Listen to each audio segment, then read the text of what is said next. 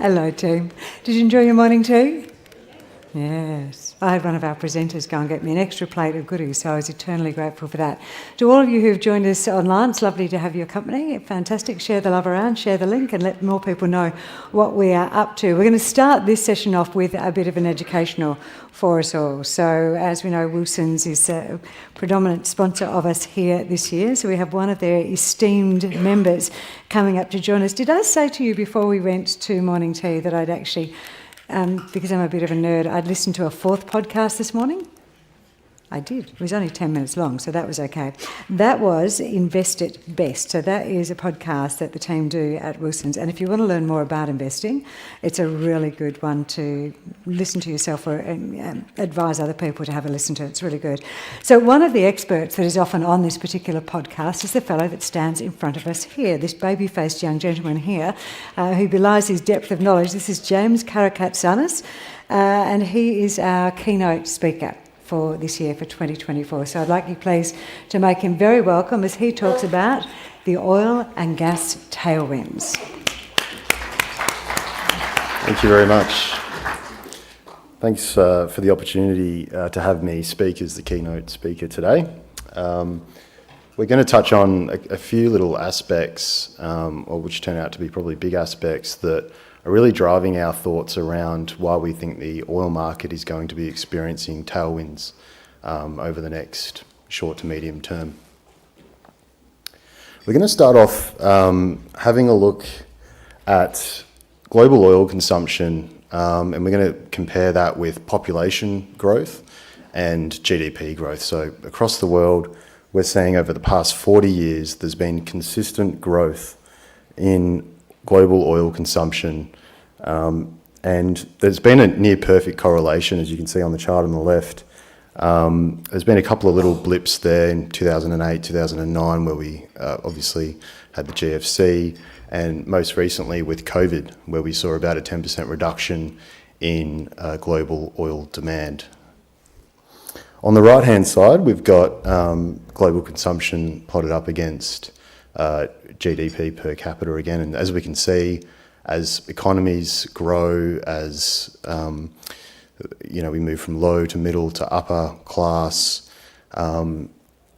people, the GDP is growing, and the demand for oil is growing as a result. So this is really a 10,000-foot view of the industry. If you've got the view that population growth globally is going to continue, and that GDP is also going to grow, then you should be expecting more oil demand going forward, at least into the medium term. Now, just as a reminder, and it's quite a heavy mining focus at this conference, but from the energy side, the pie chart on the left, top left, you can see that oil goes into a whole bunch of different things. Obviously, it runs most of our cars, trucks, goes into petrochemicals, synthetics, things in your clothes, plastics. Almost every product either touches or uses oil to some extent, or actually has oil products in it. Now, the really interesting thing that's happening since the early 1990s, we've seen that OECD, if we look at the chart top right corner, we break out global oil demand by non-OECD countries and OECD countries. And we also plot that against the WTI curve there that's orange. And in the early 1990s, we can see that OECD demand actually were the major consumers of oil globally. That's changed. As of 10 or 15 years ago, you can see that the curves cross over, and now the non-OECD countries are the largest consumers of oil globally. Why does that matter, and why do we care? If you have a look at non-OECD growth during that period, oil prices were hitting $130, $140 in 2008, $100 during 2010 to 2014. And the non-OECD countries did not falter in their demand. In fact, they continued to grow their oil consumption. So that means that their demand is largely inelastic. And Daniel Yergin, one of the global energy experts, said that reality is stubborn. And I think the non-OECD countries are the most stubborn oil buyers or purchasers to date. When we have a look at global population, you can see that non-OECD, so on the bottom right corner, the non-OECD countries are actually rapidly increasing their population, whereas the OECD countries have been slowly growing in population. So when we think about demand, I know there's a lot of conjecture out there around demand peaking out in 3 years or 5 years, and we think that that's probably unlikely, and the reason is that these thematics, they sort of come and go. You probably recall peak oil was one of the biggest thematics 20 plus years ago, and this one I feel is not too different, although it does have some reasons behind why people believe in that thematic. So if we look at 4 countries that constitute a little over 40% of the world's population, that's China, India, Brazil, and Indonesia, they currently consume, well, if we look at consumption per capita, if you look at the top right little dots there, that's the US and Australia on a per capita basis consumption, and on the x-axis is GDP per capita. So as the nations get more wealthy, they're going to be consuming more oil. If we assume $50 is, 50 barrels per 1,000 people per day, which is a proxy for consumption, is what we consume on average as a developed nation. So this is just a proxy. We consume 10 times more than India or Indonesia on a per capita basis, and we consume 5 times more than China and Brazil.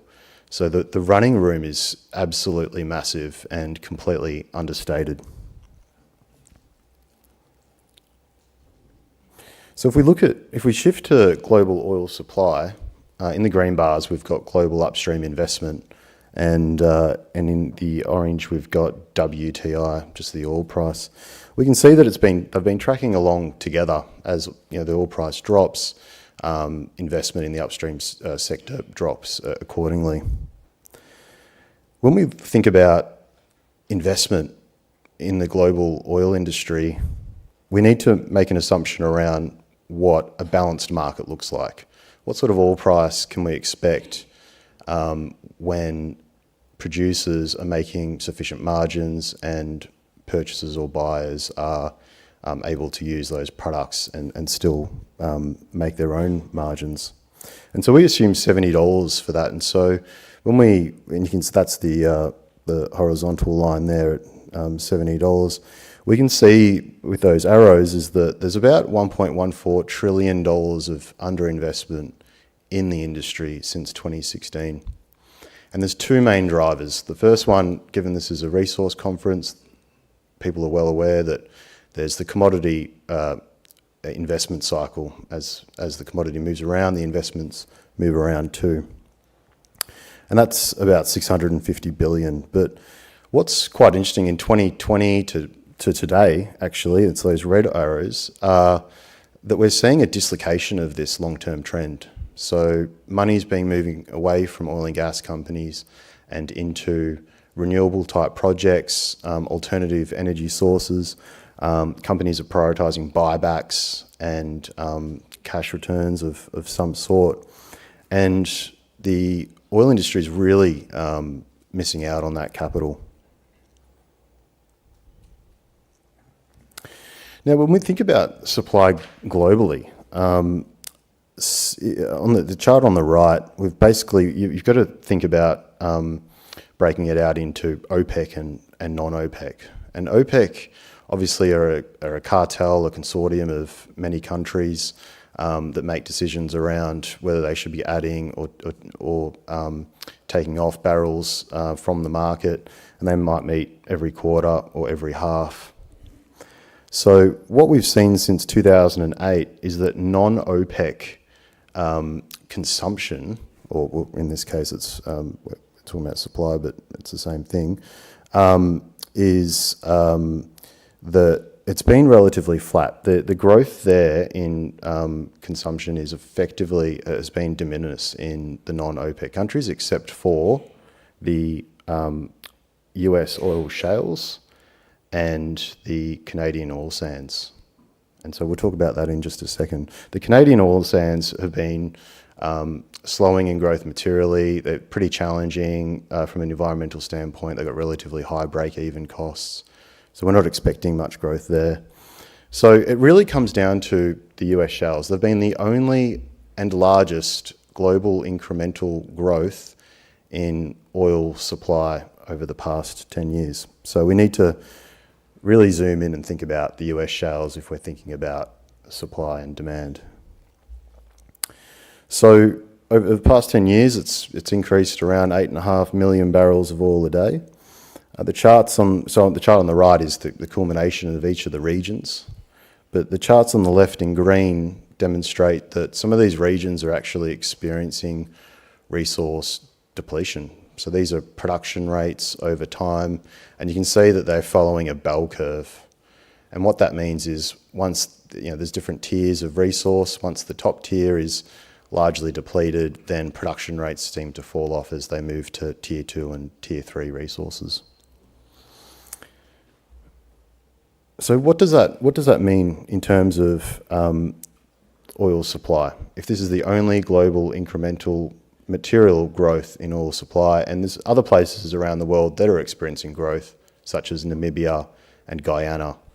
But overall, if you look at the world on a balance, it's still really struggling to bring non-OPEC growth to the world.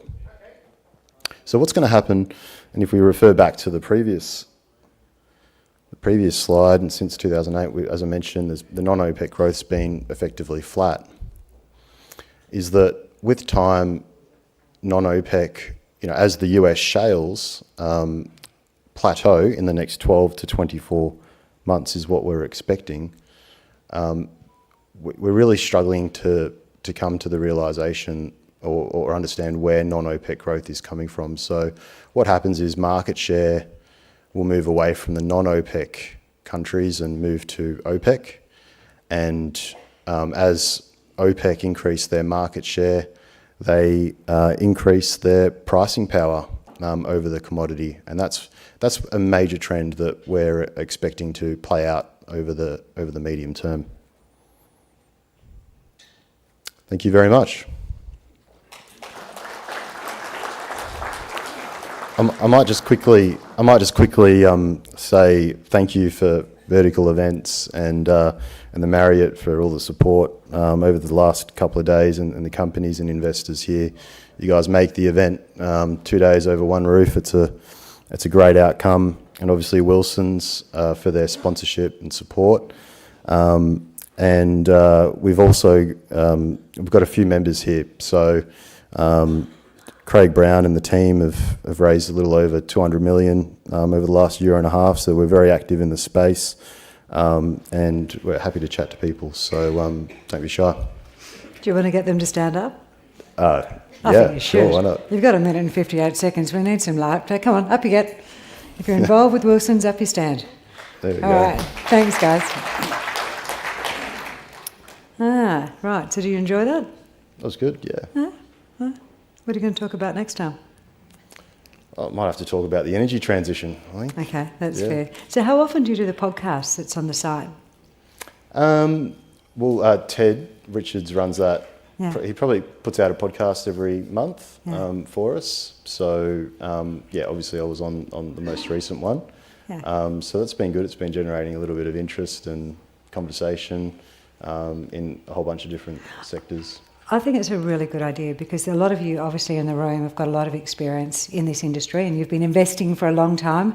And then there's other people like me who started off investing in houses and only just really starting to get into investing in resources. And it's really nice to have that sort of a resource for us to refer back to. I mean, one of the questions that was asked this morning was for someone to explain an acronym. And it's nice that we've got an environment here where we feel that we can ask these questions and we're all going to support one another.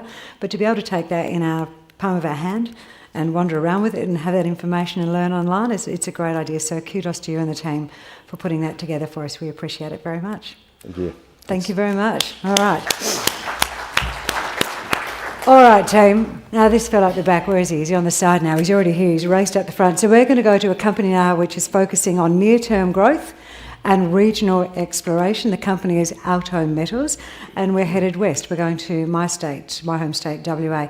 The project is actually called Sandstone, and the interesting thing about Sandstone, there's a couple of interesting things. One, it's neighbours. It's got some $1 million, I say $1 million, it sounds like real estate in the Gold Coast, doesn't it? But it's got these really impressive million-ounce neighbours, and we all love a little bit of rich neurology. And the project itself, historically, has already had, was it 1 million ounces already out of so 1 million ounces already out of this project. So this fellow here, Matthew Bowles, is their MD. He's the man in charge, and he's going to convince you that you should be involved in this project and as passionate about it as he is. Please make him very welcome. Thanks, Chrissy. Hi, everyone. It's great to be here.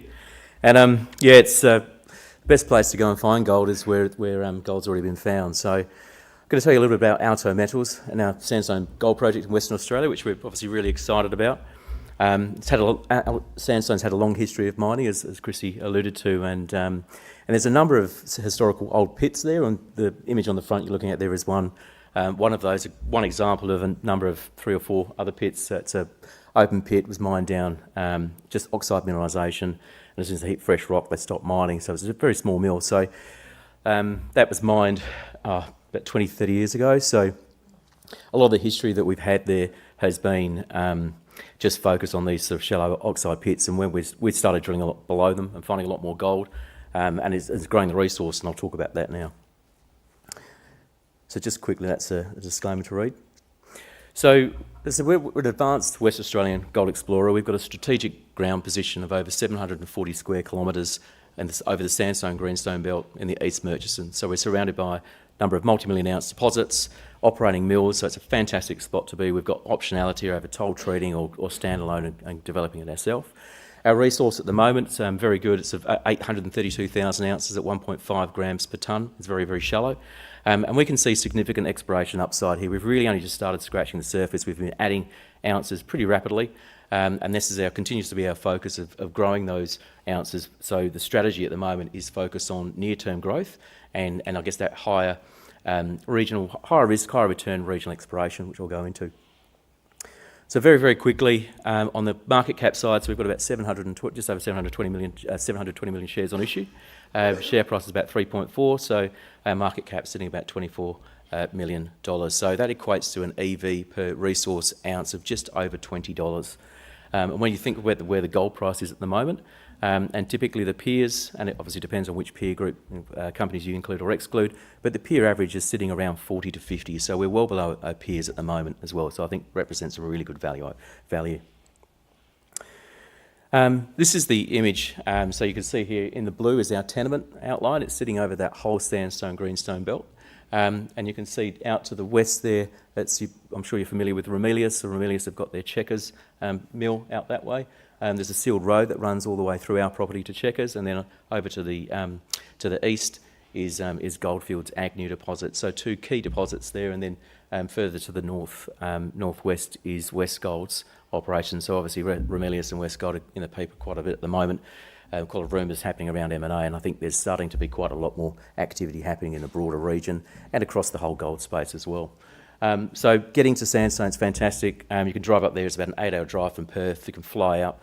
There's a landing strip there. It takes about an hour, so we take broker trips up there quite often. So it's really, really accessible. We've got a couple of houses in the town, and I said we've sort of developing that project quite quickly. So we put out a resource update last year, and the key things to note about this resource, that 832,000 ounces, it's optimised within, it's pit constrained and optimised. And that means that we've sort of used a $2,500 gold price and we've put mining parameters around it. So it's a very robust resource. It's all very shallow, so 90% of that resource is less than 150 metres from surface. It's good grade at 1.5 grams per tonne. And importantly, when you're looking, I guess when you're going through and screening a lot of your gold stories that you may be following, we've undertaken quite a lot of metallurgical test work. And that met work's important for determining whether something's refractory or non-refractory. And from what we've seen, our recoveries are up to 98%. So no indication of refractory at this point. And the gold can be recovered through a very simple CIL process, which both the mills at Ramelius and Agnew are, but we're focusing again on that standalone and trying to grow that resource rapidly to get to support a standalone position. And this is a great example of that resource growth, and there's two things I want you to take away from this slide. One is between 2018, 19 and 20, the company was subject to a number of takeover offers, and that really did hamper us from getting out there and hitting the ground really hard. It's difficult to raise money when you've got bids and so forth, and there's various other factors in place. So it really sort of hamstrung the company, and we did miss out on quite a strong gold run in that junior space a few years ago. But as you can see, when those bids sort of were defended and sort of fell away, well, there's always the noise there. You can see the two grey charts shows the drilling that we did in the subsequent couple of years. 60,000 ounces followed by 50,000 ounces. And you can see that resource grew very rapidly. And that's why we were very confident that this resource is really only constrained by drilling. And we're looking at sort of having another resource upgrade later this year, and I'll talk about that shortly. So if we just zoom in on our project, and the challenge with sandstone is there's because it's had such a long history of mining, and there are a number of resources and small deposits there, how you prioritise and sort of focus those areas. And the reason we initially went to the southeast of the project, which is where we're calling this our alpha domain, is that's because that's where all of our resources are. So initially it was stepping out, drilling below some old pits and stepping out and chasing a long strike, and we were adding some ounces there. And we did that down at the Lords in the bottom right-hand corner of the slide there. So Lord Nelson, Lord Henry, it's a granodiorite intrusion, and it hosts two oxide open pits. As I said, so we've drilled below that, grown that resource to 400,000 ounces in that camp. We then moved up to Vanguard, which has a number of historical old shafts, old timer shafts, so that these guys were going down and sort of mining out sort of 34 gram plus material. So we've sort of grown that resource from 50,000 ounces to 150,000 ounces. That resource is still open along strike on northwest trend and at depth. It also hosts our highest grade deposit at Vanguard North, and we put out a release the other day that we've seen a soil anomaly just to the north of Vanguard North, which looks like a lookalike, so that's pretty exciting for us. If we move further up that corridor, we then get to Indomitable, and Indomitable's huge. It's got an oxide footprint at the moment, which we believe is an indication of something much larger at depth, but it's defined over 3.5 kilometres, so we've got mineralised footprint over 3.5 k's. It's open in all directions. We put out some fantastic drill results last year, sort of 27 metres at 7 grams per tonne. Very nice and shallow. And the more that we keep drilling Indomitable, we just keep finding a lot more gold, and we can see that growing quite rapidly. And then we move to the very top of the corner point, and Bull Oak, which was the image on the front. And this is what I want to talk about today, and where we can see some considerable growth here. So Bull Oak, as I said, that was mined during quite a few years ago. Again, just mined out the oxide, they hit fresh rock, they stopped mining. So we drilled a very small program last year. There were a couple of old WMC holes that were drilled. It was WMC and Troy Resources, and they both hit about 240, 50 metres at about 0.6, 0.7. So big broad zones of mineralisation, and within those zones there was some very high grade, up to 18 to 20 grams per tonne. So a number of stacked lodes within there. So we sat down with our resource consultants, and we decided to sort of test how big that strike could be, and we sort of did some big step out holes, sort of 80 metres from both of those holes. And those holes both came back with over 160 to 200 metres of mineralisation, again running at 0.6 to 0.5, but within that some very, very high grade. The key thing about this is it'll bulk out, is what we believe. And the other part of it is, from what we saw at the time, the mineralisation was just constrained to within that granodiorite, so it's 400 metre long by about 150, 200 metres wide. The step-out holes also tested outside that granodiorite, and we hit more mineralisation, so that's quite exciting. So it's telling us the mineralisation is not just constrained to within the granodiorite. And also within that, you're getting some very, very high-grade reefs. There's the, I can never pronounce the second one, but bear with me. There's the Koh-i-Noor, the Fowlballagh, so I apologise to any Irish people here, and then the Bull Oak Reef. So they were both all mined. They're over sort of, these guys again were mining 30-gram material, so got gold material out of that. So we pulled all that together and we released this morning actually, so it's the first time I've spoken about this, an exploration target for Bull Oak. Now we think this is quite a conservative exploration target, and it represents a 25 to 36% growth in our total resource. We've extended the mineralisation down just to 260 metres, and we think that's reasonable from an open pit point of view, but Lord Nelson has an optimised pit down to about that depth. And we've extended the mineralisation, again, just within the granodiorite. So we've taken those holes and we've projected them up dip and down dip, and this has been worked through certainly internally by a lot of our consultants as well, and we've taken the grade that was there and then projected that there, and so we're confident that we can grow this resource quite rapidly, and we're planning a 5,000 to 6,000 metre RC program to go and test that, and we believe that we can convert that hopefully into an updated resource on Bull Oak. The key thing about it is that will become one of our biggest single deposits, and it certainly supports a sort of a base load sort of as you're looking towards taking these things into development. So it's quite exciting for us, and that's really where a lot of our short-term resource growth is coming from. But I think that the scale of that is quite exciting. And then we stepped out and we looked at other surroundings. So what's the near mine potential around Bull Oak? And what you're looking at here is all those gold squares are all old shafts and old workings, and the pink circles are other intrusions that haven't got any resources on them at the moment. And you can see there's a significant amount of workings there, so it's just a clear indication that there was gold there. And we've also identified a number of what we believe are other intrusions further out to the east there. So we can see this as a camp becoming a much, much larger area. So that sort of really points to further growth within the Bull Oak region. So I've spoken mainly about the alpha domain, and if we step back, and this is showing, the yellow is the outline of our entire tenement package, which is over 730 square kilometres. And it's been part of the challenge of how we prioritise all of these prospects, because there are multiple targets for us to choose. And so I guess from an M&A perspective, you're not going to see us going out buying more ground and acquiring other projects in the region, because we've got enough targets ourselves. It's about prioritising those. But there's some really tantalising targets, and I think I just want to quickly touch on two of them, which probably were at the time two of the highest grade gold mines in Australia, or certainly in Western Australia. Hacks and Oroya. So we're calling this our Hacks West region. It's our regional exploration. They were both mined in the early 1900s. They both produced over 200,000 ounces at 16 and 25 grams per tonne. So in today's terms, they're company makers in themselves, and there's two historical ones on our property. We're looking at sort of chasing extensions of those along strike, but the key thing that we've done here, and the image you're looking at, is in that sort of 4 kilometre area to the west. There has been quite a bit of drilling there. You'll see sort of from the colours is the Max Gold, but also what you will see is there's an absolute sort of sparse of drilling to the west there, and our consultants helped us so that, again, the gold squares and circles that you see are historical workings. So what we're taking out of this is there's a hell of a lot of gold workings in this whole area, and there's been hardly any drilling. And then the next thing that jumped out at us was that Oroya and Hacks are both on a north-south trend, so they're sort of on the page there you'll see, and the reefs are dipping to the west. And if you look at a lot of those old historical workings, they're also on a north-south trend.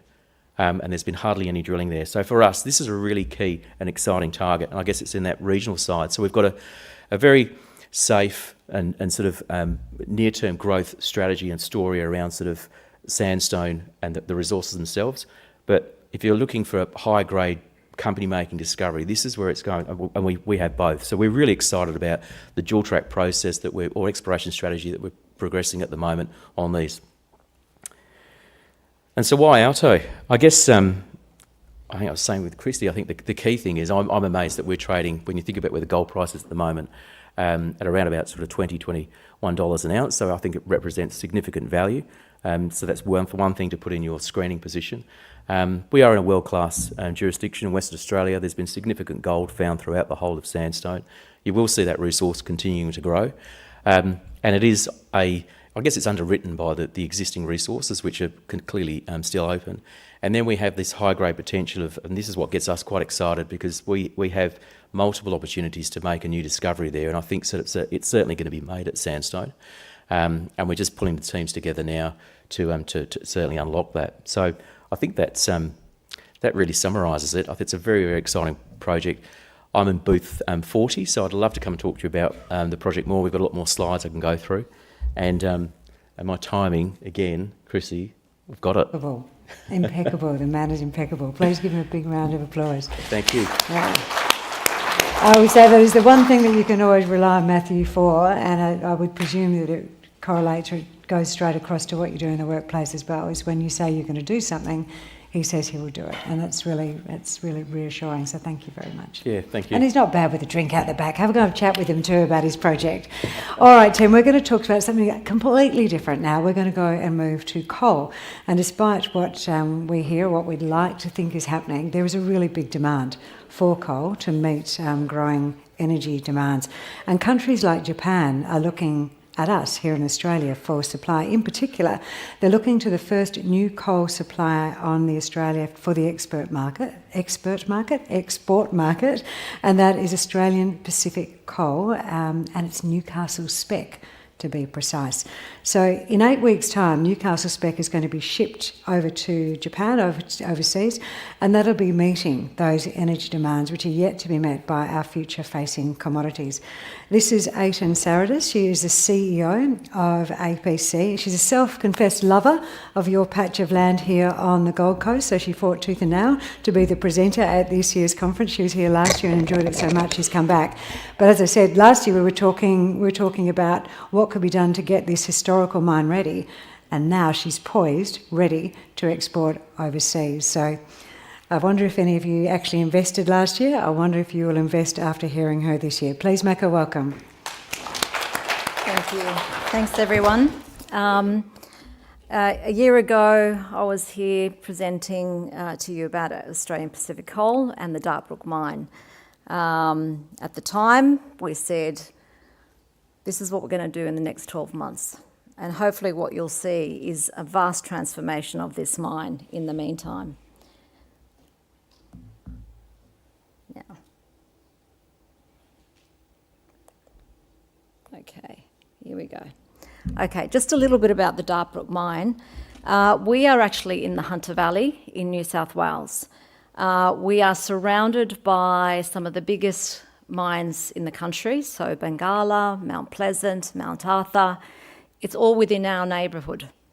We are close to infrastructure, and we're about 90 kilometres away from Newcastle Port External Terminals, so we're actually in a unique part of the world where there are no new mines opening. In fact, mines are looking at closing.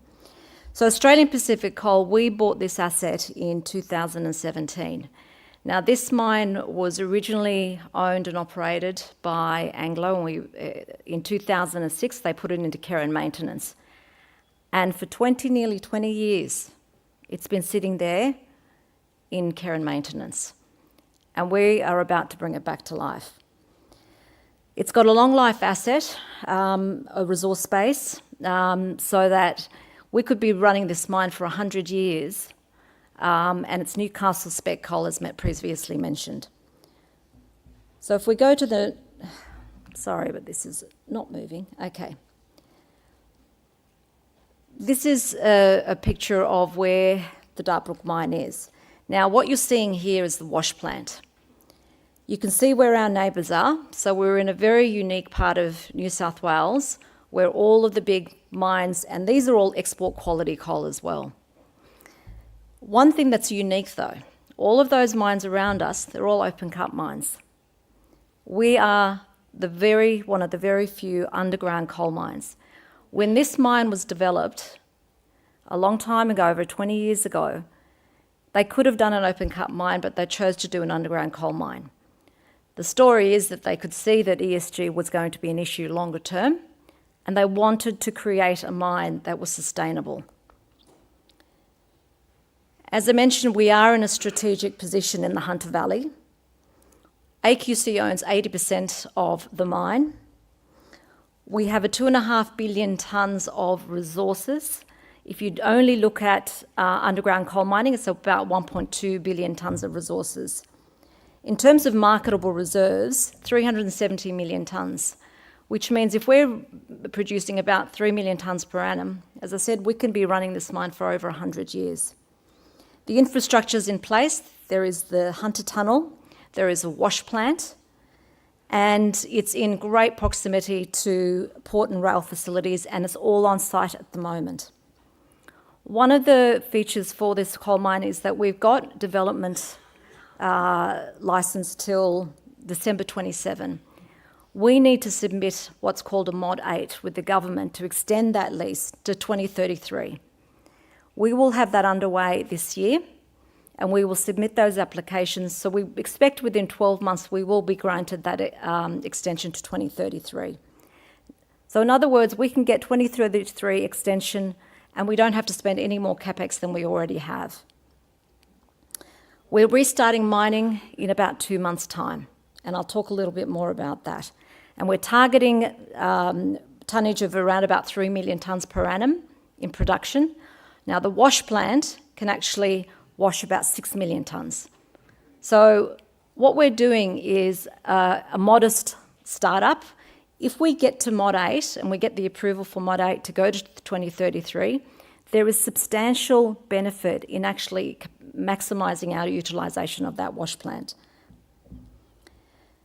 So, as I mentioned previously, this is the first new supply of export quality coal, I would say probably in the country, not just New South Wales, but in the country.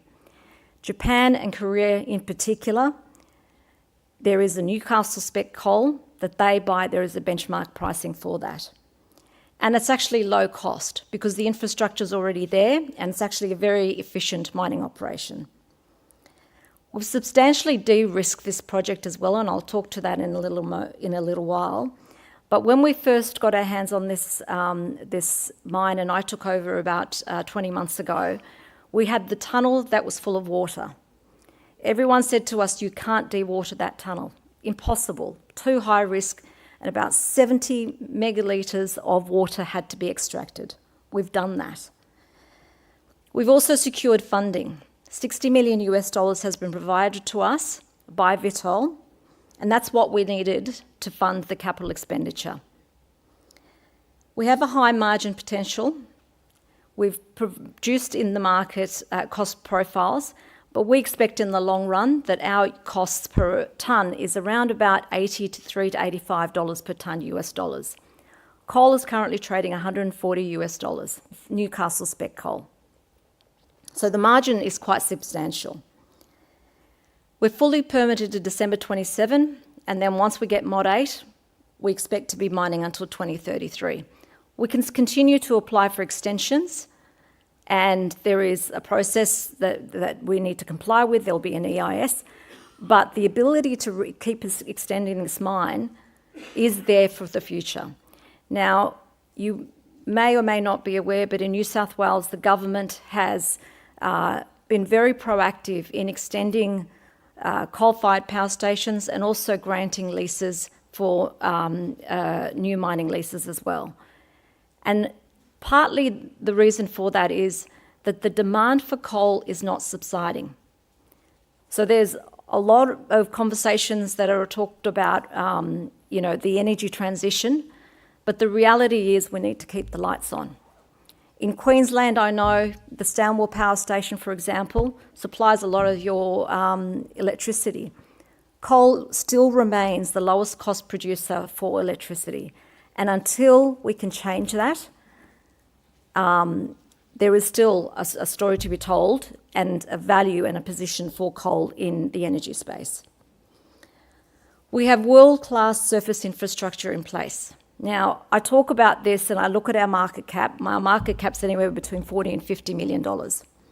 What I will say is that if you had to build this mine from scratch today, conservatively, I'd say you're probably spending $1 billion. So the infrastructure we have, no one's going to build a mine like this ever again. Because the reality is you just couldn't make the economics or the political rhetoric around it add up. So we are lucky enough that we bought this acquisition, we bought this asset, and the infrastructure's already there. We talk about Newcastle spec coal. So the coal that we have is going to be sold into the export market at a benchmark price. There is potential upside though, and we will be taking a bulk sample next month to send it off for testing, because we believe that the seams that we'll be going into is possibly also semi-soft or PCI quality. So in other words, met coal quality. And look, as a coal mine operator, we are committed to the safety and our communities, and I'll show you a video at the end of this presentation, but it's imperative for us to make sure that we look after this asset that we've been given and the beautiful infrastructure that we have in terms of where we're located. It's very lush, it's very green, but we are conscious of our obligations around the environment as well. Oops. I can't go back. If someone can help me go back to the slide. Thank you. Now, this is a slide that I do like showing everyone. You can see here that the purple line at the bottom is the Hunter Tunnel. And you will see that above ground, it's very green. You've got the Hunter River there. You've got the New England Highway. And across the road, where you've got that white infrastructure, that's where the wash plant is. So if you're driving down the New England Highway, you'll see the wash plant, but then you'll look to the other side of the road and all you can see is green grass and a lot of cows. You won't see the mining activities, not like our neighbours. When this mine was previously mined, it was mined in the Wind Seam. We are actually targeting the Cayuga Seam, which is up the top, you can see there on the dark side. That is where I would say is the sweet spot for the coal in terms of quality. What we have is the infrastructure we will be mining. In that tunnel, we have conveyor systems. So everything goes on those conveyors and is transported right across the road over to the wash plant. We've also got the rail loop in place, and so we can connect to the rail network fairly efficiently. As I said, this is world-class infrastructure. It will never be rebuilt. We've talked about the reserves and resources here, but what I do want to talk about is the quality of the coal. We've talked about Newcastle spec thermal coal, which is used in coal-fired power stations. There is also the potential, and we will get the testing done, that this is semi-soft and PCI.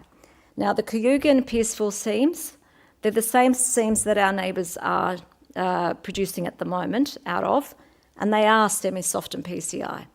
Now, we'll get the testing done to prove that up, but if that is the case, then we've got a very valuable asset that will also be sold into the met coal market.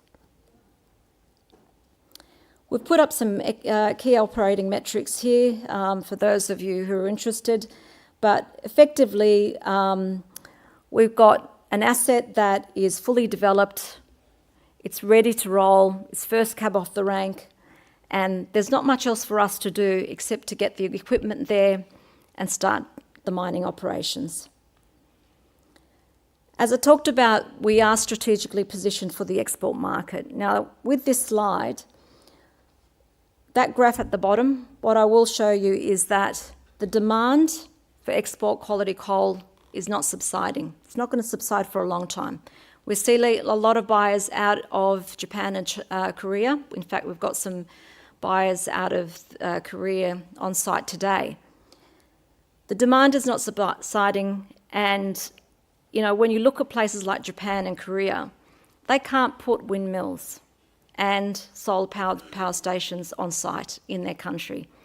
We know their history of nuclear. Their only other alternative is thermal coal-fired power stations. So the demand is not subsiding, despite the rhetoric around energy transition. From a cost perspective as well, the demand is not subsiding. And as you can see on the price chart, we had a huge peak. Now, people will say to you, oh, that was because of the Russian-Ukrainian war. The reality is when the Russian-Ukrainian war actually started, coal prices were already starting to peak up, and it was about $185 per tonne US. So a resolution of the Russia-Ukraine dispute, I don't think is going to impact coal prices in the long run. And that flatness of the curve, you look at any coal price forecast, it's always a flat curve like that. So I don't buy it. I don't think the supply demand justifies it either. A year ago when I was standing here, we said we've got all of these activities, we've got to simplify our JV structure, we've got to get the Hunter Tunnel dewatered, we need to get the funding, and we need to build some strategic alliances. Today we've achieved all of those. And I'm conscious of time, so I'm going to flip through these fairly quickly. Our coal, we will be taking bulk samples next month, and we expect in August or September to send the mining equipment down to start mining. It'll be unwashed coal initially, but with a view that we will have the wash plant ready in the first quarter of next year to sell washed coal to the market. There's some financial metrics for those who are interested, but you can see the financial add up quite compellingly. A little bit about AQC. And again, energy transition, I've talked enough about that, but what I want to show you now is a video of the Dartbrook mine. I've talked about it. We're ready to mine and we are the first cab off the rank, but I want to show you a quick video if we can as well. We can't? Sorry. Well, you would have go to lunch. This is leave Come Montemore. come to our booth, Yes. and we do have the video, but you can see it, and it's a beautiful part of Newcastle. Thank you very much. Would you please make her very welcome? And go and have a chat with her. All right, so that's a warning for me to be quick as well. We're going to talk about Alltech batteries next up, and Martin Stein is their CEO. Is Martin doing this? Who's doing this? Oh, come up and introduce yourself to people, quick. I've got an interloper here. Regardless, so what Alltech has done recently is they've just wrapped up a very successful share purchase plan, and the aim of that is to support Alltech's ongoing projects and also their strategic initiatives to strengthen their position in the battery sector. So introduce yourself to everyone. You're missing the glasses of the great man. I'm not the CEO, Chrissy. No. Unfortunately, I'm the CFO. Iggy can't join us today, but I'm working side by side with him. So thanks for the opportunity. So we'll talk about the future of grid storage batteries. Just out of curiosity, can I ask the audience who's aware of what a grid storage battery is? Perhaps put your hand up. Not many people. All right, well, we'll talk about what that is. But first of all, I want to talk about a lithium-ion battery. Lithium-ion batteries have organic material that catches on fire. What the industry is trying to do is to move towards what's called a solid-state technology, replacing the flammable electrolyte with a solid-state technology that can't catch on fire. We've seen all the fires with the lithium-ion batteries, car fires with charging scooters, the EV catches on fire. And what's happening here is the oxygen's being produced at the cathode level and fueling the fire. One of the other restrictions with lithium-ion batteries is the heat and the temperatures that they can operate in. The lithium becomes viscous outside of 15 degrees and 35 degrees, and the charging efficiency decreases in those outside of those temperatures. So lithium-ion batteries are really restricted to a certain temperature range. If they fall outside of that range, they lose capacity. So not very good in cold or hot climates. They also have a limited life, just like your mobile phones. They charge and discharge great at first, but they lose chargeability. They're limited for about 8 years.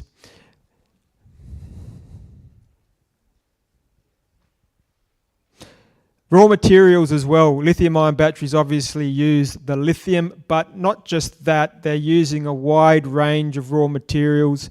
They're at the mercy of the supply chain and the cost for graphite.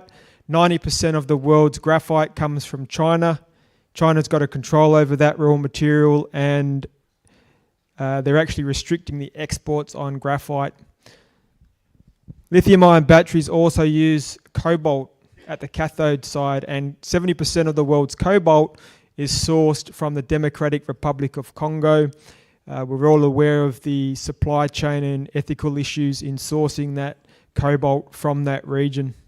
And of course, copper. A lot of copper used in internal combustion in electric vehicles, 2.5 times more used in electric vehicles than internal combustion engines, and a lot of experts are saying there's simply not enough copper coming online to support the world's requirements as it transitions to a renewable energy economy. So is there a battery technology that is fire and explosion proof, that has a long life of 15 years, that can be used in a wide range of temperatures and amazingly doesn't use lithium, copper, cobalt, graphite or manganese? Well, we do have a product, and that's what Altec has. It's called the Serenergy battery. It's a sodium chloride solid state battery, sodium chloride being common table salt. Now, this battery technology was developed and researched by the world-leading German Institute Fraunhofer. Fraunhofer has spent 35 million euros developing this technology. All of the research and development's been done. Altec with Fraunhofer are now commercializing this battery technology.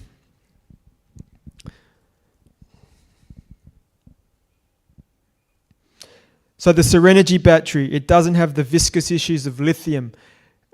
We can operate this battery in temperature ranges from -40 to +60 degrees. We can take this technology anywhere in the world and it's going to work fine. We also have a long life of 15 years, and that is simply because we don't use lithium, which degrades. We use sodium chloride, and the sodium does not degrade with each charge and discharge. And importantly, these batteries cannot catch on fire or explode. There's simply nothing in them to cause any fire, and there's nothing in them that's flammable. So completely safe batteries.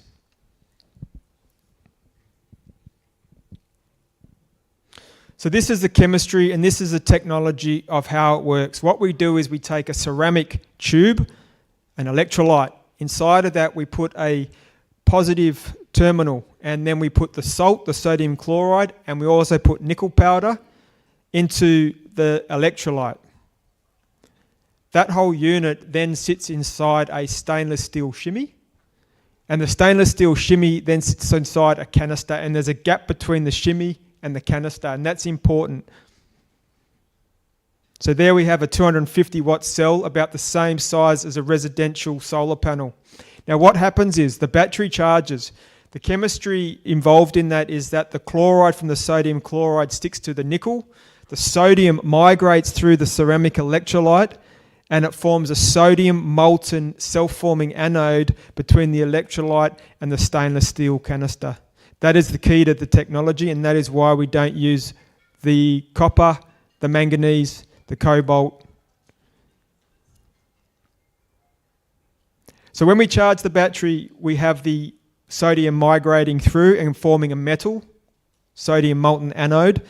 And then when we discharge the battery, the reverse happens. The sodium ions then migrate back through the ceramic electrolyte, cling back onto the chloride ions and form sodium chloride again.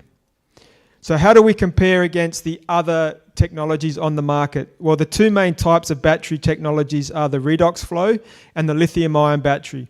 Now, density, we're a little bit less than the lithium-ion batteries, but we're targeting a stationary battery where weight isn't so important.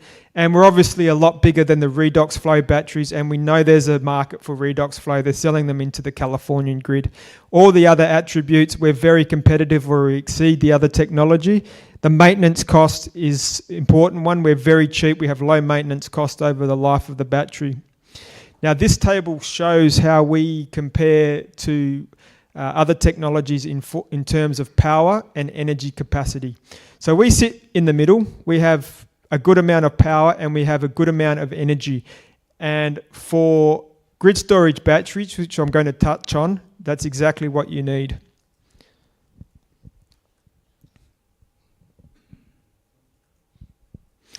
So this is the opportunity that is facing the world and that Altec is providing a solution to. This represents a typical grid situation where renewable energy, solar and wind, putting energy into the grid. Now, what's happening around the world is that the renewables are being produced in excess, the grid can't support that power, and there's literally money being wasted into the ground that the grid can't support. $2 billion US in Germany was wasted in electricity, in renewable energy that the grid couldn't support, put back into the ground.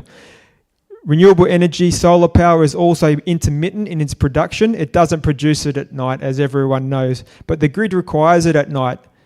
The solution to this, and what is happening around the world in the nascent industry that is grid storage batteries, is that massive sea container sized batteries are being put onto the grids, supporting the renewable energy production when it's produced, storing it and then returning it into the grid in the evening and when it's required. And this basically represents the future of the renewable energy transition. It's a nascent industry. It's growing at 28% compound annual growth rate. And we've got technology here that we're commercialising to get into that market. Now, this shows some of Fraunhofer's pilot plant facilities that they have in Germany, where all the research and development's been done. And I stress again, the research and development is all completed, so that risk isn't there. We're now just commercialising this product. You can see there a finished 10 kilowatt hour battery. It's undergoing test work. Fraunhofer being German government, very credible, very reputable. Altec's extremely fortunate to have them as a joint venture partner. We can see there some ceramic cells being pressed.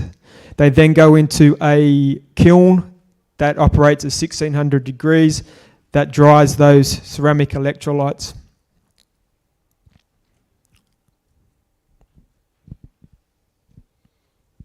There's another finished 10 kilowatt hour module. It's been tested, it's working.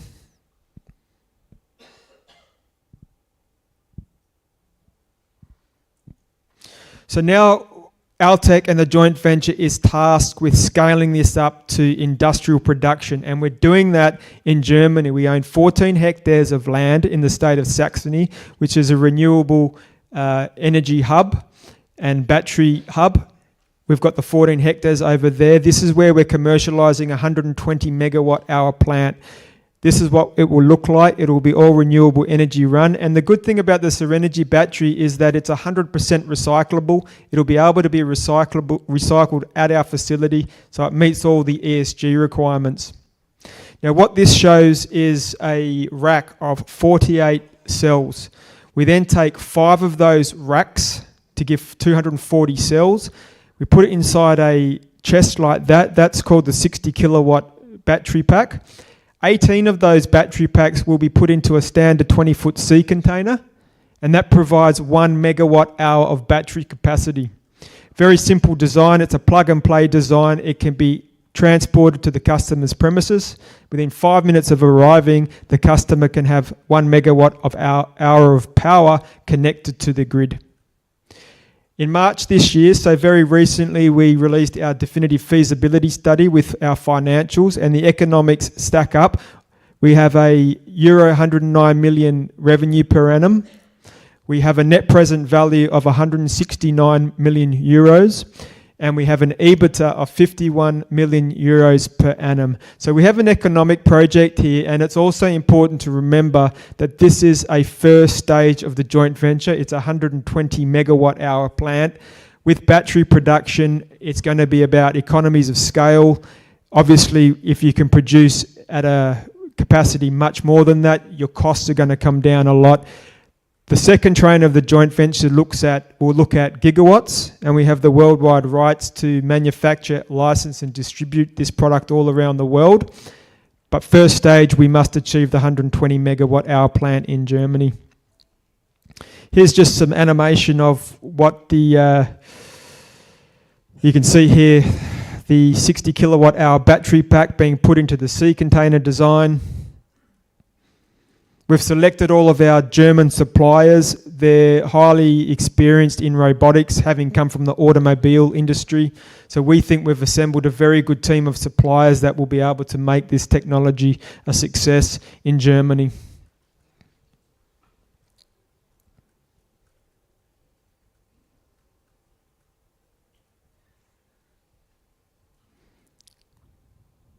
You can see there the electrolyte being put inside the stainless steel shimmy.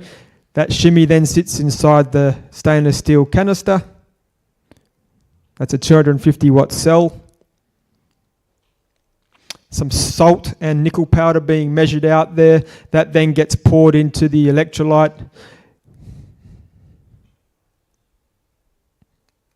The tops are welded. That then undergoes heat testing. Fraunhofer have done all this work over the last 8 years. Very exciting technology. It's got a lot of potential to go global. There's two 60 kilowatt hour battery packs that we're fabricating at the moment. They've nearly been completed. We'll provide them to customers for real world testing. Here's some animation here of what the plant is envisaged to look like. As I mentioned, all German suppliers. So this is the future of the renewable energy transition. I like to tell a story about what happened in the state of California just a few weeks back, very recently. California is the biggest producer of renewable energy in the world. For one evening a few weeks ago, for the first time ever, the biggest source of energy into the Californian grid wasn't from gas, coal, nuclear, renewables. The biggest source of energy into the grid on one evening was from batteries. 6 gigawatt hours of capacity of battery was put into the grid. It's a sign of where the world is heading with renewable energy transition. We have a technology here that is being commercialized. We have a nascent industry where it's going to be very lucrative, and we've got a lot of potential. We're listed on the ASX under the code ATC. So thank you very much for listening, and thanks everyone for your time. Right on. Thank you, Not Martin. That was a fantastically interesting speech. I enjoyed that. It's good to see you expanding at the end there too with the vision, more and more vision, more and more things happening. We always like to improve, Yeah, Chrissy. I know you do. Thank you. Go and have a chat with him, everyone, afterwards. All right, we're talking to a very happy CEO next up, David Self. Where did you end up? Sit you down the side there? Oh, look, we've got the luxury seats now down the side there. We should charge you more for those. This is David Self, everyone. He is the CEO, aren't you, for TG6 Metals. So at the start of the day, remember Jackson said you need to stay and listen to this presentation. So Stewie, if you're at home playing along right now, this is the presentation that he was alluding to. Now, this gentleman here is exceptionally happy today because they've just started drilling again as of today. Jagermaster. They've also got metallurgical test results, seismic results pending, and that should show us just how big the potential is of this project. Would you please make welcome David Self. Thank you, Chrissy, and thanks to Vertical Events and ORU for putting on this conference. I find it interesting that Alltech in their battery technology uses ceramics. Does anyone know what spodumene was used for before lithium batteries? Ceramics. So there you go. Perhaps not totally lithium free after all. So anyway, TG Metals.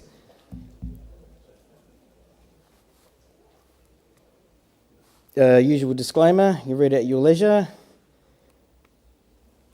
So we're a lithium-focused exploration and development company based in Western Australia, and we have had our recent discovery in October last year of the Burmeister lithium pegmatite. It's a high-grade deposit. Since then we've been actively drilling on that to get a first target statement out on that with a top level of 20 million tonnes in rapid time. So we've had a lot of success there. We're about to start a maiden drilling program. In fact, we've started today on our Jägermeister prospect, which is adjacent to Burmeister. It has lithium in soil anomalies there, which are larger than our Burmeister discovery. So we're very excited about getting our first drill holes into that. And we should have results coming in the next couple of weeks from that particular program. We've also completed a seismic program across Burmeister and Jägermeister, and we are excited about the interpretations which are coming out of that. They're not quite ready for basically displaying yet, but they're still underway. But they'll improve our drilling targeting, as well as give us a great indication of exactly how big this system is. We believe it's of a size. And also doing our first metallurgical test work as well. We're getting into that early, so we drilled diamond drill holes early on in our drilling program, twinning our RC holes, and that's basically to make sure that we get enough sample together for our first metallurgical test work. It's very important on these pegmatites to know that you can actually process them and get a decent concentrate out of them. And so that's what we're progressing there as well. And there's a picture there up on the screen now of some HLS tests in a beaker. So just on a corporate overview, we don't have many shares on issue because we have only raised once more since our IPO. So we haven't diluted our shareholders down much. We still have a healthy cash balance in the bank, enough now to progress all of our aims for 2024. We don't have to go back to the market anytime soon. But our market cap's fairly low. I mean, and certainly our enterprise value at 5.1 million there, you couldn't drill out Burmeister for that money now. So are we undervalued? Absolutely we are. We still have most of our top shareholders, the top 50s, have stayed with us and take up around 55% of the stock. We've got a very good board as well, very experienced, and a mix of technical, marketing, and also capital raising. So whereabouts are we? So we're in the Lake Johnstone region of Western Australia. It hasn't had the actual greenstone belt. It sits there between the Forrestania greenstone belt and the Norseman Wiluna belt, which are more well known, I suppose, because of the larger discoveries there, and the operating mines. So we've got 4 operating mines around us at Earl Grey, Mount Marion, Bald Hill, and Mount Catlin to the south. So we're not an orphan in the region, but certainly we believe that we have in our area the largest lithium spodumene deposit, and also the highest grade. So and we've got a lot more ground. We've got the big land holding, so there's more discoveries to come, and we're progressing with those as we go. And as you'll see, we've only really explored probably about a third of our total land holding for lithium. And past exploration, it hasn't really had a lot of attention. So we're a first mover in the area. Just on a Burmeister lithium pegmatite deposit. So this is a picture here of the actual modelling. So when we generated the exploration target, we actually used our drill holes. They were the first drill holes into the deposit. It's a completely blind deposit, no outcrop whatsoever. It was found through a soil sampling, so you can see there's soil sample contours there, and extending out to the east to Jägermeister. So we got some high grade, or high tenor, I should say, soil anomalies above the Burmeister deposit. We put some holes in, initial 9, and in October last year, and we got instant hits of high grade lithium pegmatites. And we're hoping to replicate that over on the Jägermeister side. So it's a stacked pegmatite system at Burmeister. It's the main deposit's 1,500 metres long, which is a substantial length and makes a substantial pit. As you can see there, the 2 pit shells that were done, one at $1,500 a tonne SC6, which is a 6% lithium oxide concentrate price, and 2,500. The reason why we chose those 2 is because that's what's basically being used by others in feasibility studies at the moment. So it also is a useful pointer for us on how much of the deposit gets captured within a pit shell, and on the 2,500 pit shell, it's 95% of what was being modelled is actually in the pit. We have to call them conceptual pit shells because it's not a JORC compliant resource at the moment, but we're moving towards there. As I said, so the range was 15.6 to 20 million tonnes, 0.97 to 1.19. We believe we'll be able to exceed that easily once we do our infill drilling, and also use the seismic results to define more pegmatites within the actual Burmeister area as well. It's a significant deposit on its own at 20 million tonnes.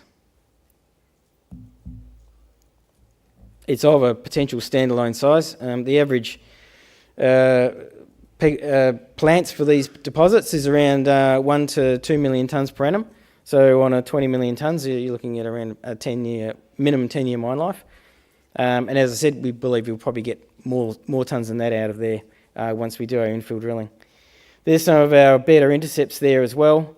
So it gets quite thick, up to almost 24 metres in thickness. It's high grade, and importantly, the mineralisation is very consistent. So unlike a lot of other pegmatite deposits where there's blank areas within the pegmatites where there's lepidolite or petalite present, we have spodumene throughout, and wherever we get pegmatite, we've got grade. So there's no blanks in there, no internal waste to worry about, and it should be easy mining. There's a long section basically showing the pegmatites and the shells. As you can see, the shells went right down, in most cases, right down to the bottom of what we had modelled for the pegmatites. So we've got plenty of scope to increase that at depth, and we'll certainly be looking at that in our next phase of drilling at Burmeister. And also our seismic will also tell us how deep these things go as well. So also, as I said before, spodumene occurs throughout the pegmatites, which makes it a consistent grade throughout, which helps us with our drilling. So we should be able to do our inferred resource on 100 by 100 metres, which is pretty much unheard of in pegmatites elsewhere. Most times you've got to drill them out like a pincushion to actually get any resource whatsoever. A lot of them don't even reach a measured resource because of the variability within the pegmatites. Ours is very consistent, which is unusual, but a lot of pegmatites, or most pegmatites, are unique in their own characteristics. Just on the mineralogy, so we did this early on through our core. We wanted to see what else we had within there. We got a lot of feedback from people saying, oh, you're bound to have a lot of lepidolite in there, you're going to have petalite in there. We didn't find any of that. So we've got spodumene. Spodumene is the dominant mineral in the actual pegmatite, so it's a true spodumene pegmatite. The next most abundant mineral in that's quartz. So and it's also the only potential other lithium in there is zinnwaldite, which is only a small fraction, and it may not even contain any lithium in it, in the zinnwaldite whatsoever. So to progress that further, we've started doing metallurgical tests. So we've got CIDA tests underway now. We added some basalt waste to our metallurgical test work samples. That's to simulate a real-world mining operation. So we add about 10% of basalt to the mix, and then that gets removed by first stage ore sorting, and that works really well. It takes most of the basalt out that goes in that you can't avoid pulling in when you're mining. We then followed that up with heavy liquid separation, HLS test work afterwards. That's the cheapest form of getting a concentrate for lithium spodumene. And so we're hoping that that'll be the dominant processing method that we need to use. Following on from that, we'll also do some flotation tests on the finer fractions, but we're hoping that we won't get a lot of that in our ore as well.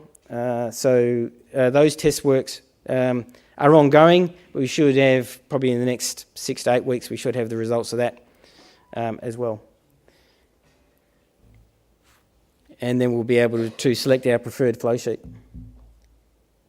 Just on Jägermeister, so where we're drilling at the moment is on target A and B on Jägermeister. You can see the seismic lines that we've done across there as well on Jägermeister and on Burmeister.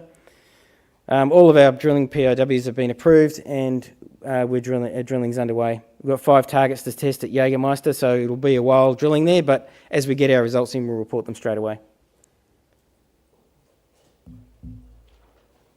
Other emerging prospects, so we've got a lot more tenure than just that. So you can see there the black box around there is what we've tested so far. We've got a lot more ground to test, and we'll be doing that as we go on to go onwards.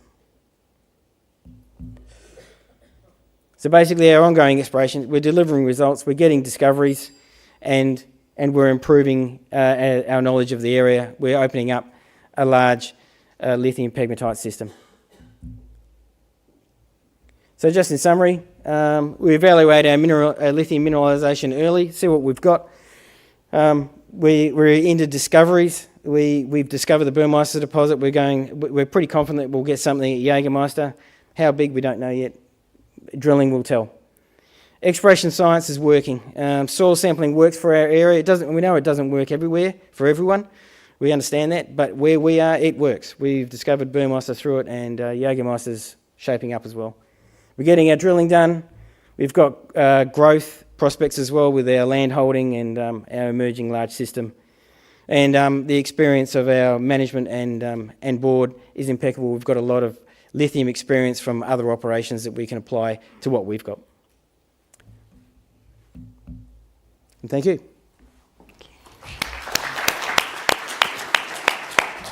Thank you. Yeah, I looked you up. You are correct. Ceramic and other glasses. Well done. You do know your stuff. Thank you very much. Okay.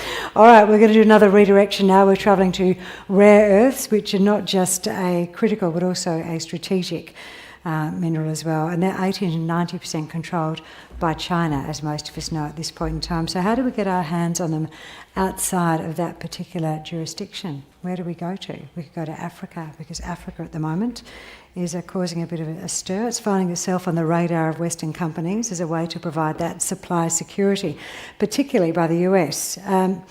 So, segue to this company. We have DY6 Metals. This is our next investment prospect for you. Why should you be adding this to your portfolio? This is the CEO, Lloyd Kaiser. Now, a bit of a background on Lloyd for you all. He's actually Perth-based, but guess where he spent last night? And guess where he's spending tomorrow night? Sleeping in his childhood bedroom here on the Gold Coast. His mum and dad still have the family property, which would be a really nice little investment as well. He did tell me that he's not in a single bed.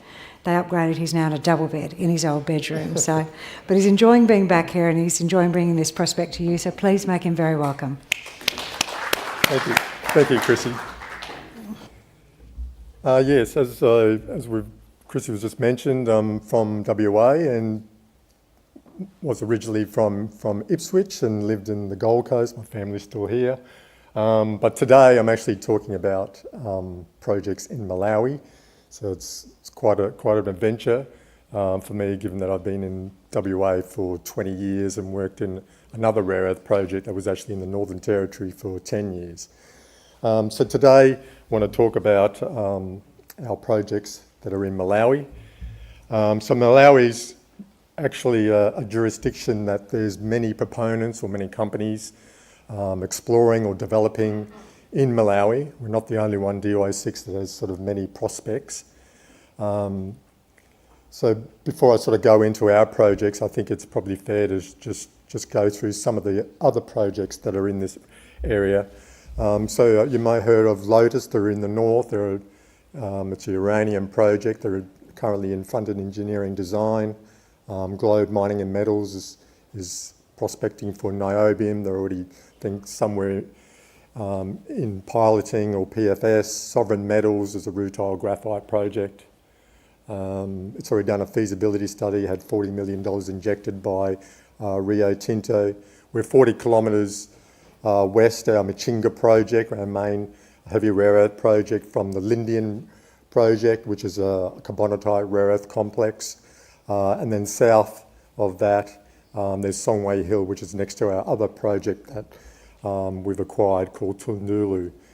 So there's a number of ASX-listed companies that are operating in Malawi, and the projects that we have in Malawi are all critical metals projects that are focused on rare earths, niobium, lithium. The Machinga project, we have a maiden drilling program that was completed for 4,500 metres. Last year, we've done comprehensive rock and soil samples for 860 samples. That was over a period of 2 stages. It's heavy rare earth rich and has niobium credits as well. It's 29% heavy rare earths to TREO. The other project that I'll talk more about today, so I won't be able to go over all of them, is Tundulu. We're quite excited about this. It's a large carbonatite ring complex with drill sections exceeding 1% TREO. The licence was granted only a couple of weeks ago. I know that the floor has talked about sort of licences and what it takes to get a licence, but in Malawi, it takes about 6 months. We put the application in December. It has to go through the Environmental Protection Authority with some documents, and then a licence is granted for us to do work on. We've acquired some quality historical drilling data, which I'm going to go over. The other project, Mzimba Karonga, is lithium. We've done some small reconnaissance work there. It's showing this mostly lepidolite mica with grades around 6%. Selen Bidway completed comprehensive geochem sampling, geophysics, and Ngala is a PGE copper nickel prospect. So just quickly on the corporate snapshot, it's shares on issue is about 58 million shares, market cap's around 4.7, very low enterprise value. So 60% of the shares are held by the top 20. You can see here just more recently, as of May, the Tundulu project was well received by the market. It traded at almost 18 million shares on that day. It was almost up 450%. I think it's had more liquidity in the last, on that day than it has all year, so the stock is starting to be a little bit more liquid. So the Tundulu project is made up of formed of this multiple ring complex around this central vent. It says Nathas Hill, but it's actually referred to as Natasha Hill. There's other ring structures that are also present to the west and east of Natasha Hill. It's a large rare earth phosphate hosted mineralised deposit. We've got acquired quality historical data, and it's mineral rich in rare earth carbonatite and also rare earth phosphate. This is the Tundulu project. So there's been previously shallow 50-metre drills by the Japanese in 1988, and then 2014, 7,000 metres of drilling. Most of this was all done around Natasha Hill to the east side, as you can see. And some of the notable drill sections that we have are plus 100 metres of 1 to 1.5% TREO. This is a carbonatite, as I said, complex. The carbonate minerals are anchorite, calcite, dolomite. It also has these silicate minerals that's surrounding on the outside from the later stage intrusion of this nepheline cyanide.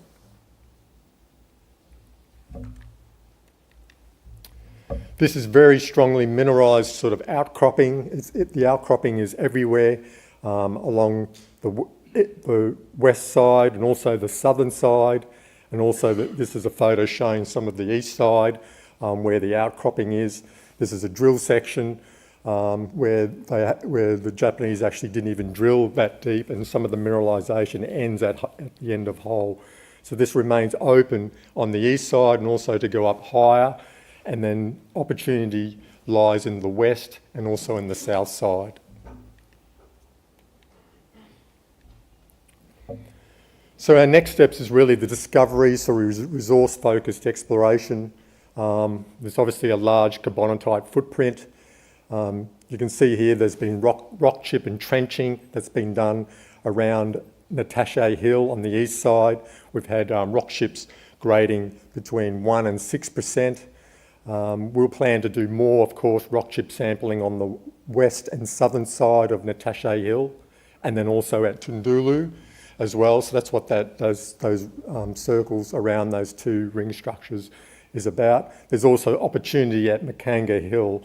And so DY6 at the moment was planning a comprehensive sampling over those targets before we engage in targeted drilling.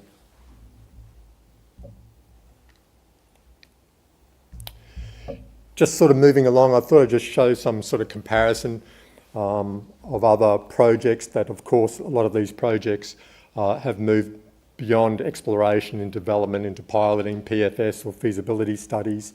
But you can see there's always a staged approach in terms of getting a mineral resource estimate and then moving on to a much bigger resource. But the market cap of these companies are far higher than where DY6 is at the moment at 4.7. But we do have potential from this carbonatite complex to have a significant mineral resource in the future.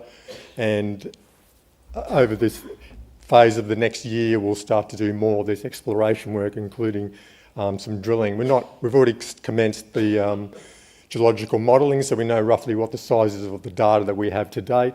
We're not planning to put out an exploration target, but our preference is to make sure we do this comprehensive rock chip sampling, aim for some more drilling, and then aim to look at putting a resource statement out. I've got about 5 minutes to go, so I thought I'd just cover off Machinga. Machinga's not like Tundulu, it's an alkaline intrusive complex, it's not a carbonatite complex.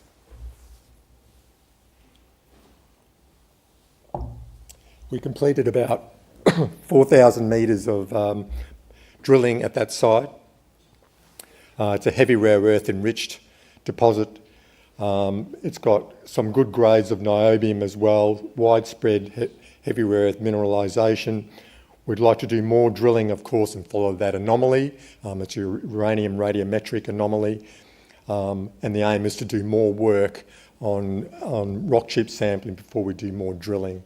So with the next slide, you can see here, beginning of this year, we completed a more comprehensive rock chip sampling across the two licensed areas, following that anomaly or contour. And there's more scope, of course, to do more sampling in that area on the southern side. So the strike is going from a northwest to a southeast strike direction. So there is scale potential for greater mineralisation further south. So from the sampling program, then we'll decide on what those next drill targets will be for Machinga. So in terms of milestones for the second half of the year, our near-term goal, of course, is to work more around Tundulu.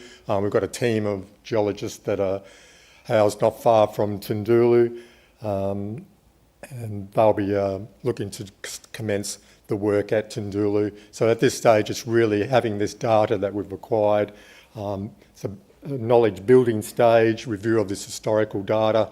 We've got a lot there, including geophysics. We're planning a rock chip sampling program that'll be across that west and south side. We have commenced initial metallurgy work that'll be focused in the second half.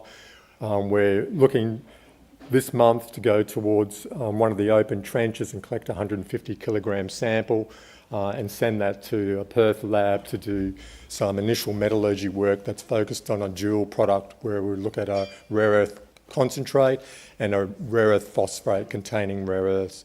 And then the future drill testing areas, well, that'll be based on what the outcomes are of this rock chip sampling program. With Machinga, soil sampling is planned in that extended area that I outlined before, and then we'll look at identifying what those future drill holes will be. Mineralogy investigation, we've already completed that and we're reviewing that, and we're going to commence preliminary metallurgy on some quarter core samples that's also sitting in Perth. With Nangala, that's the PGE copper nickel project. We've got some historical data there, but we'll look at doing a small reconnaissance sampling program in the second half.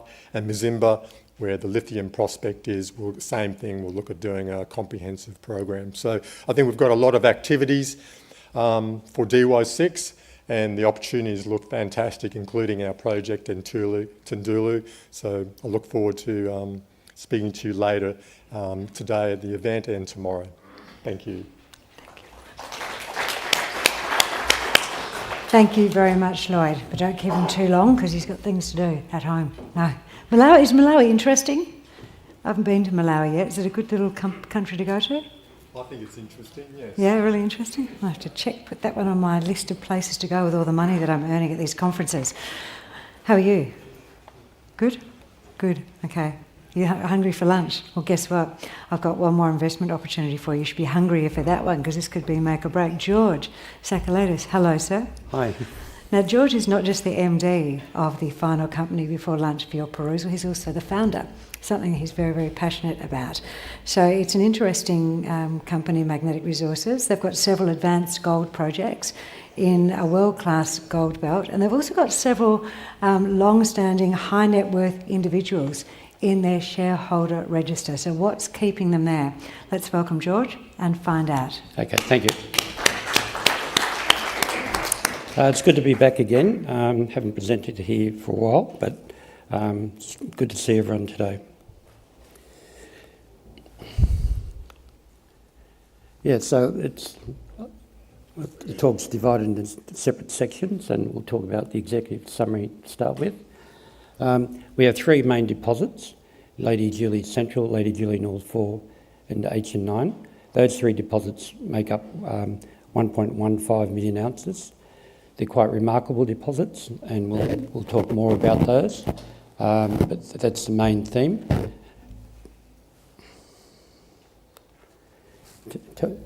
In terms of the register, which you mentioned before, it is very tightly held stock. A lot of the share price performance is based on our fantastic drilling intersections. The top 20 own 71%, and the top 4 own 45%. So many high net worth investors that have been involved with me with a number of companies. We have the main brokers involved in Morgans and Argonaut. And you can see some of the names on the right. Dale Wilcock's got about 11%. I think he's the second biggest home builder in Australia. The share price currently is around $1.02. Yeah, so the main project is at Leonora Laverton and the Lady Julie Gold project. That's the main thing we're talking about. You can see we've got 1.3 million ounces in total. 1.15 of those currently are at our Laverton project. Okay, so part of the intrigue is that we've made these discoveries next door to three big processing plants owned by some much bigger companies. Genesis have got a plant which is in care and maintenance. It's about 10 k's to the southwest. To the east we have Goldfields that own the Wallaby and the Granny Smith processing plant, and further south we have Anglo, who own the Sunrise Dam. Now all these companies aren't producing at full capacity. In fact, obviously Genesis, it's on care and maintenance, so it's a great opportunity for us. Secondly, Goldfields are operating at less than half capacity, and Anglo also need new ore to blend. So, because there's a lot of M&A, we have deliberately been talking to these companies, and they've been in our data room, reviewing all their data, so we've got nothing to hide. And and a lot of these companies are in their final due diligence mode. So we'll see where that goes. That's sort of the plan A, and the plan B is for us to go into production as well. And you'll see some of the numbers from our PFS study, which we'll put out a couple of months back, are sensational, and they're going to improve as well. Yeah, so this plan on the right-hand side is a long section, and the long section shows the gram metres. And when you show gram metres, it gives you a total sense of the amount of gold in that deposit. So that is continuous over the 750 metres. It shows the southern end, very high gram metres, up to 300, and the northern end. When we first started drilling here, we were getting some pretty good results in the southern end. We were pretty excited, but the northern end we kind of didn't quite discount, but we elected to do more drilling there. And now we're seeing that the northern end is getting bigger and bigger. And you can see that red line shows a 600 metre plunge, and we're currently drilling underneath the page. So we're drilling holes down to 6, 7 and 800 metres because we're getting the intersections and the grade. So the latest one we put out, we had 25 metres at 3.9 grams from 380 metres, which is mineable underground. So a few months back we weren't looking at underground, it's mainly an open cut. You can see that black line is the shape of the optimised pit. But now it looks like the optimised pit is going to get bigger, and at the same time we're finding the underground. So we don't know how big this will be. The current resource at 1.3 I think is going to be much, much lower than the actual estimate. Yeah, so part of our PFS study showed that this would be the highest grade open cut deposit in West Australia. So on the left-hand side you can see 1.9 grams. So it's way above the other companies. The internal rate of return was 85%, but that was done at a $2,800 gold price. So these numbers are all going to improve. And these are the numbers we calculated a number of months ago. They were done at 2,800 Australian dollar. Currently, the Australian dollar price is around 3,450, sometimes 3,500 and sometimes higher. So these numbers, even though they're pretty amazing, the NPV 547 million, EBITDA 982 million, with the new spot pricing, you know, the NPV is going to go close to 900 or much greater. So they're big numbers. So it gives you an idea on the value of what we have. So with this new drilling, we're currently in the mode of updating the mineral resource. Once we've done that, we'll rerun the economic numbers to give ourselves and our shareholders a better view on what the value is of these deposits. So that'll probably come up over the next month. More mining focus, you can see at the northern end we have Lady Julie North Fork. In the middle, Lady Julie Central, and down the southern end it's HN9. They're all about 2 kilometres apart from each other. So it's part of one mining camp. The two deposits, Lady Julie Central, HN9, start from surface, and Lady Julie North Fork starts from 30 metres down. So they're relatively shallow deposits. Clearly, if they're outcrop, very shallow. So you can see the layout of the mine plan, which was included in our PFS. You can also see that there's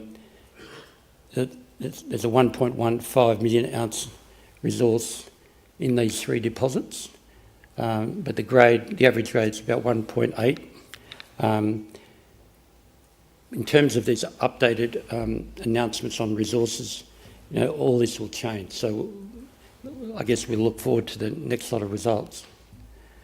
This gives you a bit of an idea on how it's going to be mined. You can see, assuming a 9-year mine life, which will change, but this is what was calculated. In years 6, 7, 8 and 9, there'll be 100,000 ounces being mined. Now this is quite an interesting, I guess, section. It gives you a bit of a view on how we're thinking. In terms of the drilling that we've done to date, it's all been trying to extend the size of the intersections in an easterly direction, so progressively going down, and we keep intersecting load systems. In the southern end, we're getting multiple stack loads, just like we see here. And where we see multiple stack loads, that twigs the idea, well, are there other stack loads beneath? We know that in the region, stack loads are common, and they're the main ingredient for these really big resources. At Wallaby, there's 7 million ounces. That's stacked down to 2 kilometres. Sunrise Dam, similar, stacking downwards. Huge resource there, 16 million ounces. So clearly what we've been doing is tinkering with the down dip, extending it. We've got 1.3 that's going to grow. But if we do get the stack loads, and we have put a hole through the guts of that, going down to 700 metres, so it's literally, there's about a 400 metre distance of new rocks potential for stack loads. So I'm waiting on that result as well. I'm hoping we get stack loads, but let's wait and see. Okay, so this is for the mining plan. You can see part of the mining group, or the workforce, is 84 people. It's a stage mining. The first deposit will be Lady Julie Central. That'll pay for the pre-strip of Lady Julie North 4. Lady Julie North 4 has some pretty amazing thick intersections down the bottom, and you can see the pit goes down to 300 metres depth. It's 1 kilometre long by 800 metres wide, so it's a big open cut, but even that size is set to grow with all these new results. So I think we'll get a bigger pit. We'll take more ore out. It'll increase the economic numbers. At the same time, we'll be looking at underground development. Obviously not straight away, but it'll give you an idea on the scope of that in the future. In terms of the processing, there's a workforce of around 47, so in total about 130, assuming we're going into operation. And you can see some of the plants and the gravity circuits, etc. So that's quite an interesting little setup. ESG, something that we have to think about and action on. And what we're doing is, once we've mined Lady Julie Central, we'll put our tailings into that hole in the ground, and that will, save building other tailing dams in the area. We're trying to do a solar processing, mainly during the day, and not process it at night. So try to, do all the crushing during the day, and that's will save quite a bit of energy. And the third thing is the local people, so we'll be employing a lot of local groups in the area. The development timetable is a bit early stage, so it's not a real timetable as such, but it just gives you an idea if we were going into production. Remember, this is Plan B, so we're actioning Plan B and Plan A. Plan A is the M&A. Plan B is we're actioning as well, so we're doing both. And in summary, we've made a fantastic discovery. It's growing. The economic value is immense and set to grow again. We're looking at potential for stack loads, which we've never done before. Hopefully that happens as well. Potential for M&A is there. We've got these groups in their final due diligence positions. We're happy to keep drilling and uncovering as much ore in the meantime. So thank you very much. Thank you very much, George. You've got 3 minutes up your sleeve. Did anyone ask him a question before you run out for lunch, or would you rather approach him at his booth? I can do it. What are you doing with Mr. Barden's glasses on down there? That's a bit of a worry. Someone's got Joe Barden's sunglasses on down there. Okay. All right, George, we'll come and see you out at the booth. Team, you've got an extra 3 minutes, thanks to the generosity of yours there. We've finished up in such a timely manner, and I will ring the bell when it's time to come back in. Please enjoy your lunch and check out what's happening with that nuclear debate now. The Coalition has made their announcement as well. It's interesting. Thanks.